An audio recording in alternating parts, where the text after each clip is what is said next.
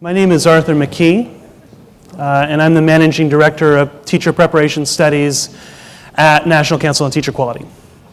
And I'm going to give a very brief overview of the National Review before our panel comes up to discuss the National Review of Teacher Preparation and its implications. You'll have to bear with me. I'm going to try and go quickly so we can get to the panel discussion. But I'm sure that the panelists will be able to answer questions that might have come up from the presentation if I can't go into sufficient depth.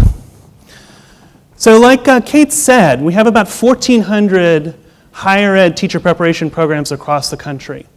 Every year, school districts hire about 77,000 of their graduates, which translates into teaching 1.2 million students every year, roughly speaking. We know that teacher quality, teacher effectiveness is the single most important school-based factor in student learning. And we, I think, can make a good assumption that the single most important factor for those new teachers is the quality of the teacher preparation program from which they sprung. And the question that NCTQ is posing in the National Review and in the work that we've been doing on teacher preparation more generally for the past 6 years is, are those programs doing what they need to do to make sure that those teachers are going to be effective from day one? So the answer the research suggests to us right now is a sobering one. On average, teacher preparation does not seem to be providing much in the way of value in terms of impact on student learning. Now, the big point about this graph is all those curves are basically the same, and that's not the way it should be. So we're looking on the y-axis up and down, you're seeing the proportion of teachers. How many teachers got a certain kind of impact on student learning? The average impact is not that much growth. But the three curves that you see there are teachers that are prepared traditionally. There are teachers who come through an alternative certification program like Teach for America or others, that they're basically trained on the job. And then there's a curve of teachers who have no preparation. The proportion of teachers from each of those three tracks that produces a given level of student learning is basically the same. We would assume, I think, rightly, that if you've gone through a rigorous teacher preparation program, that those graduates would have more impact.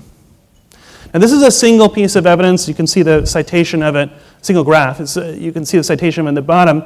More than happy to give more information about it. But this finding has been a recurrent theme in studies of the impact of teacher preparation. The second thing which is really important to keep in mind about teacher preparation on average is that first-year teachers, regardless of where they come from, first-year teachers generally actually slow down the growth of their students. Now, the National Council on Teacher Quality, just any rational person wouldn't assume that a novice in any profession would be as good as someone who's more experienced. So we're not saying that the curve of the red, the first-year teacher, should be exactly the same as the second and third-year teachers or 20-year veterans. We're not saying that. We're not claiming that. But what we are saying is that first-year teachers should, on average, not be slowing down the growth of their students. Actually, students are falling behind if they're assigned a first-year teacher. So we believe in National Council on Teacher Quality, and I believe it's true of the field more generally, that it is possible to make new teachers better. The standards that we're applying in the review really come down to three simple principles that were enunciated and affirmed by the National Research Council in 2010 in the report on preparing teachers. Don't think there's really that much argument about them. I think we even heard earlier today on the panel that these are the kinds of things that we really need to be thinking about in terms of teacher preparation. We want to select more academically capable candidates from the very beginning. We want to make sure that they have in-depth subject knowledge.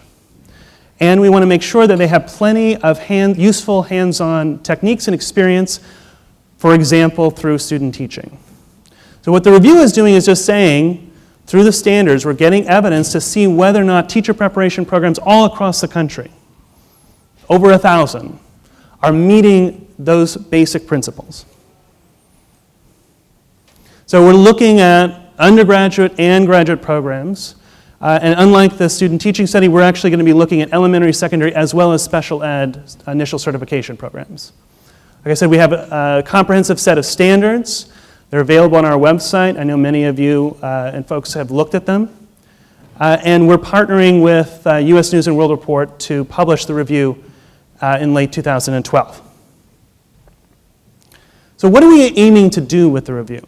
And it's similar to what we've been talking about already with student teaching report. Three pretty simple things. We want to identify the very best. We want to shine a spotlight on those programs that deserve emulation by other institutions in the field. We also have a pretty overt market agenda. We want to drive the market as best we can. We know that partnering with US News and World Report, because those studies actually do have impact on where people choose to go to college, they also have some impact, and we believe they will have impact on where school districts will hire teachers. So we want to drive the market, have people say, you know what, if I want to be an effective teacher, that's where I want to go. If I want to hire effective teachers from the get-go, that's where I want to hire.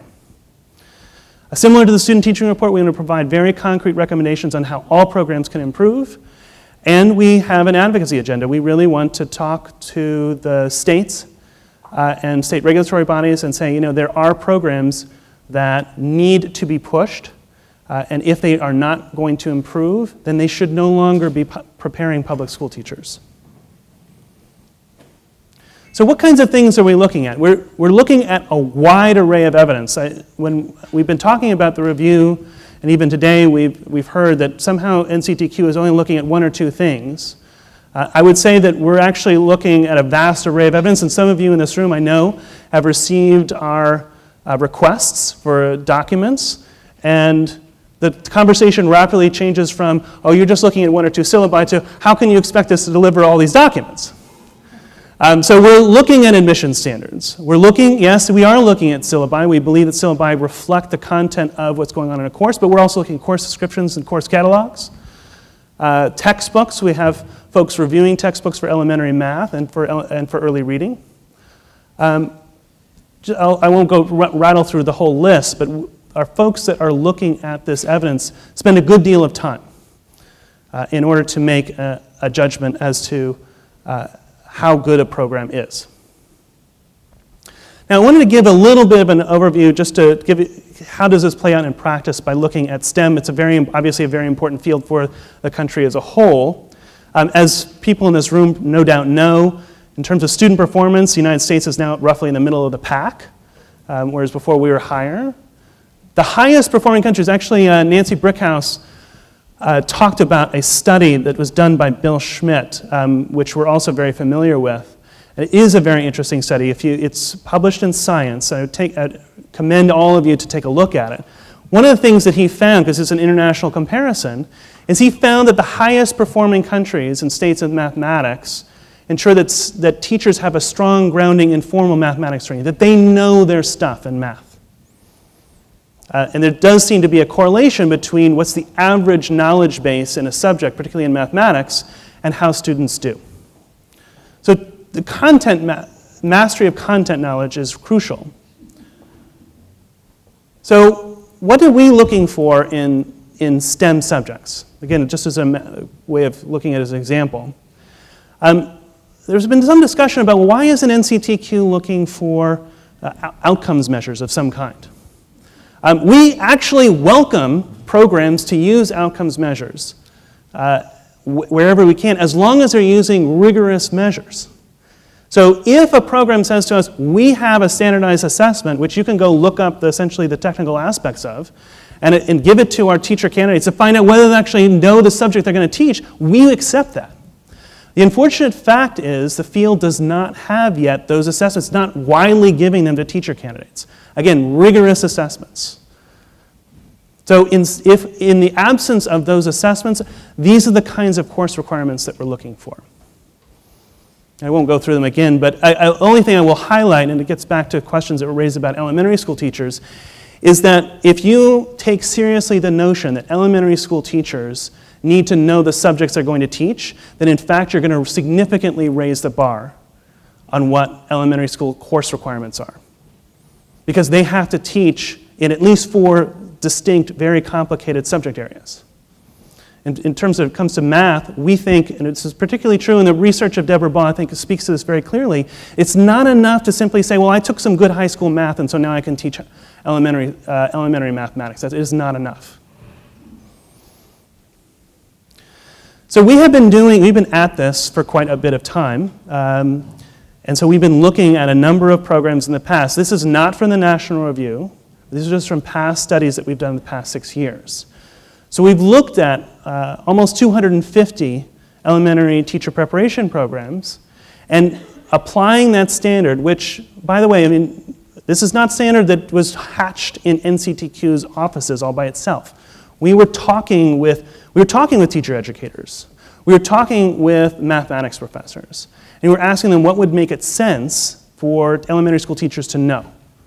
And we found in these past studies that only about 22 were making that kind of requirement, making that commitment for elementary school teachers to know basic math.